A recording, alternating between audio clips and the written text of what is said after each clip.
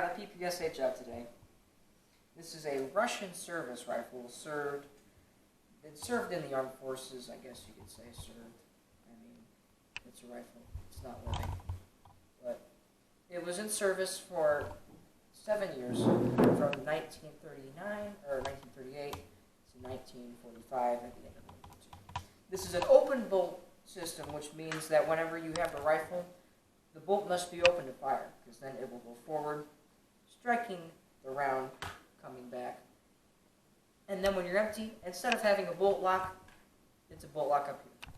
Very different, but still, nonetheless, crazy fast fire rate. 1,000 rounds a minute. 1,000 rounds a minute. But it was chambered in 7.2 by 25 Tokarev. And that is basically a dumbed-down version of the AK-47 round that we know today. So this rifle, or I guess you'd say submachine gun, was definitely preferred by some Soviet officials, namely because of the unique heat shield design. It could fire for a longer amount of time without having to wait for the barrel to cool down. Now, I'm sorry that I do not have the drum mag. All I had was a stick. I did not have enough dark gray pieces, but that's okay. The stock also would be a little bit more detailed if I had a little bit more brown pieces, but we got what we could work with. It also would have a brown foregrip up here, but nevertheless, they did have a prototype model that did not have a foregrip, actually. So, I mean, all in all, it's pretty accurate. I would definitely say that this was not a simple build, especially with the heat shield. I had to use a lot of unique pieces for this. But other than that, everything else was pretty smooth and simple. The rifle is pretty iconic, so a lot of people know what it is. That's why I figured it'd be a really good reason on making it. But nevertheless, it's a Soviet rifle, or submachine gun. And, well, let's just say that the iron sights I really did a pretty good job on. They line up pretty decently, and even though they don't look really unique in any way, they do have kind of their own picture. A different picture that I definitely really like. It's pretty close to the real thing, too. Also, you might notice that the heat shield has specific patterns up into the front. That front is actually a muzzle brake. This muzzle brake actually has a brake up in the tops too. This keeps the rifle more controlled down because the 25 Tokarev has known for having a little bit too much kick for a submachine gun. It's normally referred to as a small rifle, which is one of the reasons why I'm stumbling on a lot of my words, and I do apologize. But honestly, it's pretty accurate. I got scale sizes again, just like the Barrett. Looked up the patents. This is probably one of the smoothest bolts I've ever made. I mean, easily. Other than that, yes, I do have to be kind of careful with it. Other than that, I made it a little bit thinner, but it still gets the job done. I wish I would have cleaned it up on the top a little bit better, but hey, it did pretty all right. We do have holes in the back to represent if the chamber is open or closed. This is closed, that means it's on safety. And when you can't see through the holes, that means that the bolt is cocked back into the fire. Now, one of the prototypes that was made in the early 1900s was pretty good at failing. It misfired about half the time whenever it got dirt in its chamber, which is one of the fatal flaws, sadly, with a design like this, open bolt.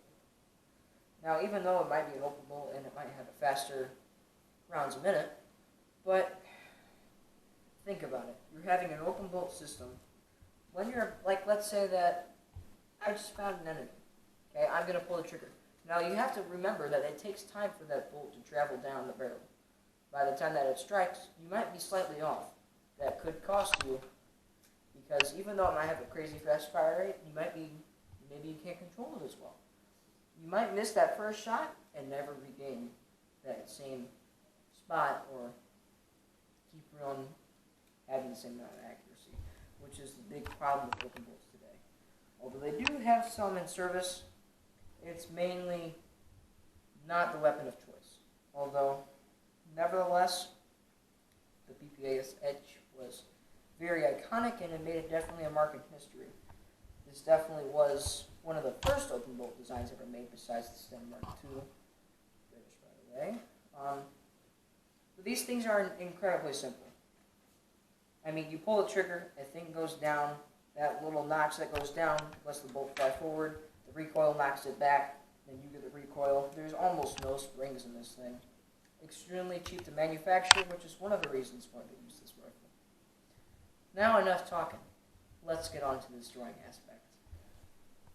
I'm just going to take a step over, and I will say that I did a pretty good job on the stock.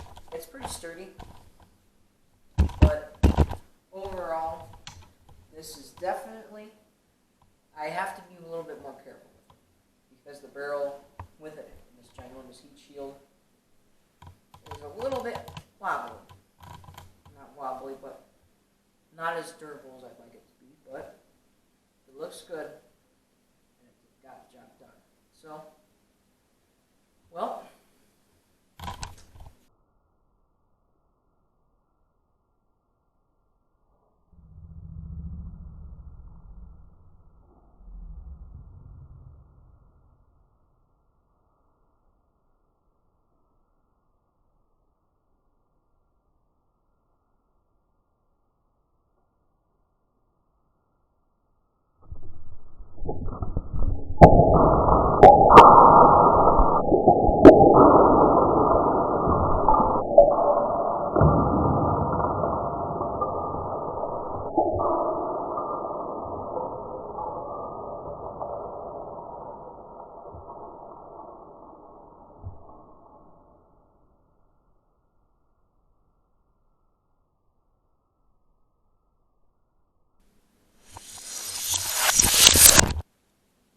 there's the knot.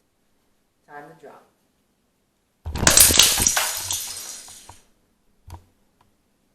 And out of all things, the one thing that I said was the weakest part somehow survived. I don't know how this happened. Besides that, oh yeah, here's what I can show you what's made out of. Very well. It's a bunch of car pieces. Just a bunch of these. I use like 1, 2, 3, 4, 5, 6, 7th one should be over there somewhere. Yep, just a bunch of these little car pieces. Oh yeah, let me know if you want a tutorial. Maybe I'll do something. Yeah, I guess my life. Well, see ya.